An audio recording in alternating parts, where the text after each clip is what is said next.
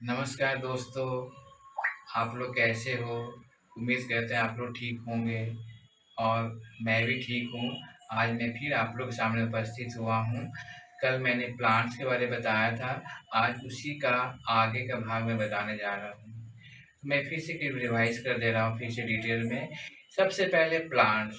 Plants 2 तरह के होते हैं, एक होते हैं नॉन फ्लावरिंग, एक होते हैं फ्लावरिंग।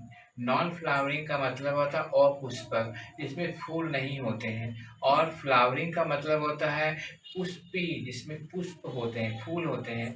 अर्थात हम देख रहे हैं कि सबसे पहले प्लांट्स को अगर बांटा जाता है 2 भागों में, तो पहला होता है नॉन फ्लावरिंग और फ्लावरिंग। फिर नॉन फ्लावरिंग के कई भाग होते हैं, जैसे होता है ब्रायोफाइटा, टेरिडोफाइटा और जिम्नोस्पर्म। ब्रायोफाइटा का उदाहरण है मॉसेज, टेरिडोफाइटा का फर्न्स और जिम्नोस्पर्म का फाइनल पर्स। इसके बाद हम लोग आते हैं फ्लावरिंग प्लांट। फ्लावरिंग प्लांट को हम लोग बहुत तरह से बांटते हैं। सबसे पहले अकॉर्डिंग टू हम लोग उसको बांटते हैं बेसिस ऑफ ग्रोथ। उसमें आता है एक नंबर में हर्ब, श्रब, ट्री, क्लाइंबर और क्रीपर। हर्ब का मतलब होता है कि जो जिसका तना बहुत ही सॉफ्ट होता है, जैसे तुम्हारा हो गया सब्जी से टमाटर हो गया, कैबेज हो गया, गोभी हो गया। उसके बाद आता है श्रब, जो उससे थोड़ा बेहतर होता है, जिसका स्टेम ज़्यादा हार्ड भी नहीं होता, सॉफ्ट भी नहीं होता है। वो हो गया तुम्हारा जवा का पौधा, जिसे कहते हैं हिबिस्कस, चाइना रोज। और ट्री। ट्री क्या है? ट्री बहुत ही हार्ड होता है, उसका स्टेम बहुत ही ठोस और मजबूत होता है, प्लस रूट्स काफ़ी डेवलप होते हैं और वह बहुत साल तक जीने वाला पौधा होता है। क्लाइंबर, जो अपने से बिना सपोर्ट के वो नहीं चलता है, उसको चढ़ने के लिए सपोर्ट दिया जाता है, तब वह ऊपर में चढ़ता है। वह उसको चढ़ने के लिए उसमें सपोर्ट देने के बाद ही वो चढ़ता है। उसका क्रीपर, जो ज़मीन पर रेंगता है, ज़मीन पर रेंगने वाला जो पौधा होता है, जैसे तारबूज हुआ, वाटरमेलन, या क्या कहते हैं कुमड़ा हुआ। उसके बाद में जो क्या कहते हैं क्लाइंबर है, वो पी प्लांट हुआ, बीन्स हुआ, ये सब प्लांट होते हैं। अब अकॉर्डिंग टू लाइफ स्पॉन, अगर जीवन काल देखा जाए तो सबसे पहला होता है एनुअल, जो पौधा 1 साल तक जीता है, उसको कहते हैं एनुअल प्लांट। जैसे कैबेज हुआ, वो क्या कहते हैं लेडीज फिंगर हुआ, टोमेटो हुआ। दूसरा आता है बाइनियल, जो जिसका जीवन काल 2 साल तक होता है, उसका 1 साल से ज़्यादा, उसको कहते हैं बाइनियल कहते हैं, जैसे वो पौधा जीता है।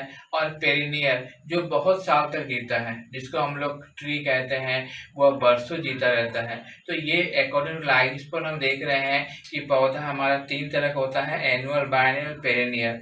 अब अकॉर्डिंग टू न्यूट्रिशन भी है, जो पौधा कई तरह का होता है, जैसे ऑटोफाइटिक और हेटेरोफाइट न्यूट्रिशन। उसके बाद होता है इंसेक्टिवोरल, सेप्रोफाइटिक न्यूट्रिशन, पैरासाइटिक और सिम्बायोटिक न्यूट्रिशन। इस तरह से हम देखते हैं पौधे कई तरह के होते हैं, अलग अलग कैरेक्टर के, अलग अलग फीचर के साथ में वो पौधे जन्म लेते हैं और पलते बढ़ते हैं। लेकिन सब में खास बात यही है कि वह सभी में प्रकाश संश्लेषण होता है और सभी पौधा अपना भोजन खुद तैयार करता है।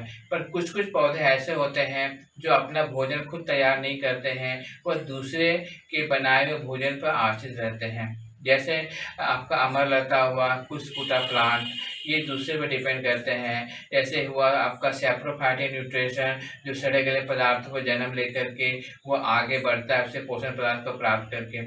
एक पौधा होता है सिम्बायोटिक, जो सहजीवी, जैसे दाल जाति पौधा जो होता है लेगुमिनस प्लांट, उसके जड़ में नाइट्रोजन पाया जाता है। वैसे बैक्टीरिया जैसे एजोटोबैक्टर, राइजोबियम, वो दोनों ही एक दूसरे को पूरक हैं, और ये जो राइजोबियम बैक्टीरिया होता है वो नाइट्रोजन की कमी को पूरा करता है। इस तरह से वो पौधा आगे बढ़ता है। इस तरह से देखा जाता है पौधा कई तरह के होते हैं। तो आज मैंने आप लोग को बता रहा हूँ कि पौधे कई तरह के होते हैं और उसके बारे में आपको मैंने जानकारी दी।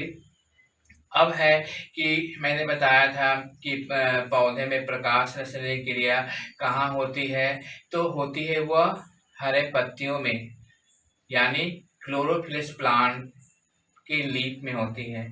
उसके बाद में अब सवाल उठता है कि लीफ में क्यों होती है?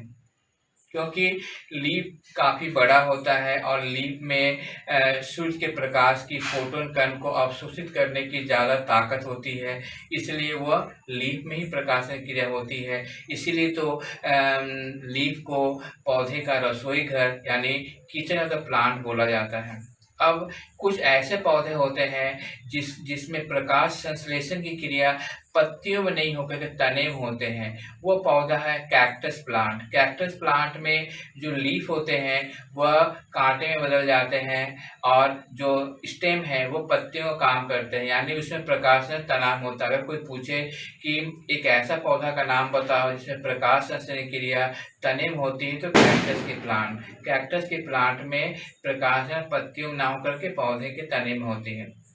इस तरह से हम लोग देखते हैं कि अलग अलग जगह में होती है। अब एक सवाल ये उठता है कि सूर्य के प्रकाश में एक फोटोन कण होता है, वो क्लोरोफिल इसको अवशोषित करके वह क्या करता है कि वाटर को वह हाइड्रोक्सिल और हाइड्रोजन में विघटित करता है। उस क्रिया को कहते हैं फोटोलिसिस की क्रिया।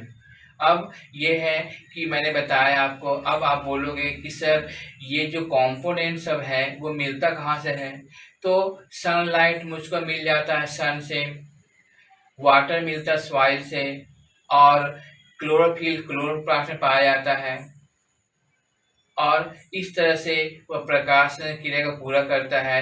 कार्बन डाइऑक्साइड एटमॉस्फेयर से मिल जाता है। तो देखा जाता है कि पौधे किस तरह से अपना भोजन तैयार करते हैं और अपना जीवन को व्यतीत करते हैं। कुछ ही पौधा ऐसे होते हैं जो अपना भोजन खुद तैयार नहीं करते हैं। आज मैं किसी कारण से टेक्निकल फॉल्ट के कारण मैं आज इतना ही बता सकूंगा। मैं कल फिर मिलूंगा, कल मैं आपको विस्तार रूप से एक्सप्लेनेशन करूंगा। नमस्कार।